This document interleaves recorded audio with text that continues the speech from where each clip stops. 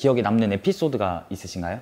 사람들이 와서 나무도 심어놓고 좀 주변 깨끗하게 돼 있으니까 잘못 왔네? 폐차장이 아니네? 왔다가 그냥 가는 사람들이 많았어요. 그래서 쫓아 내려가서 폐차장 맞습니다 하는 경우가 간혹 있었습니다. 예.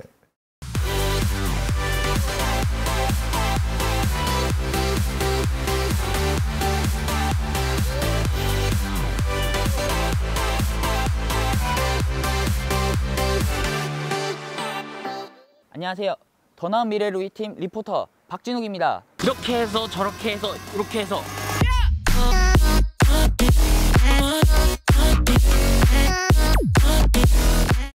이곳은 타 폐차장과는 다르게 환경을 생각한 친환경적인 폐차가 가능하다고 하는데요. 정말 궁금하네요. 한번 가보시겠습니다. 출발! 오늘 찾아뵌 분은 동강 그린모터스 최호 대표님입니다. 동강 그린모터스는 어떤 기업인가요? 일단 간단히 말하면 옛날에 표현하던 폐차장, 지금 시대는 이제 바뀌어가지고 자동차 해체 재활용업. 창업될 때 목적이 어떤 거였나요? 창업의 목적은 이제 우리나라 구 폐차장을 보니까 조금 이렇게 부정적인 이미지가 많아가지고 뭔가 한번 폐차장에 대해서 새로운 패러다임을 한번 만들어 볼까 해가지고 시작을 했습니다.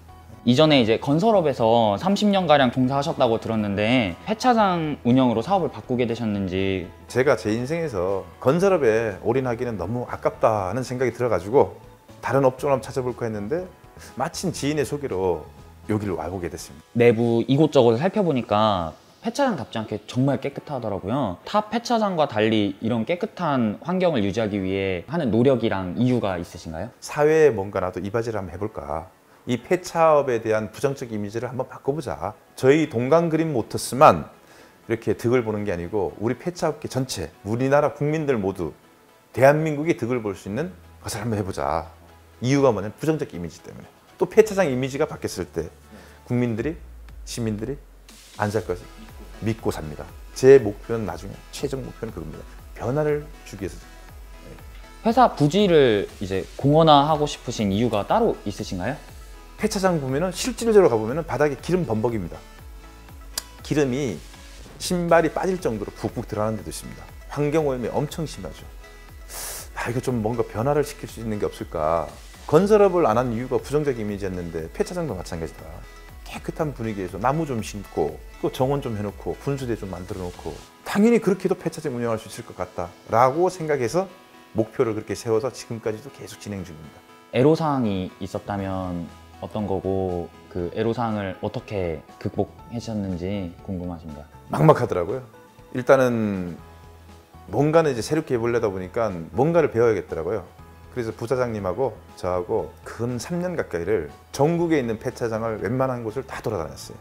그래서 그 폐차장 돌아다니면서 어떨 때는 문전박대 당하고 쫓겨나기도 하고 어떨 때는 담 넘어서 보는데 뭐 도둑놈인 줄 알고 이렇게 좀 오해도 받고 큰 보람은 있었습니다. 그렇게.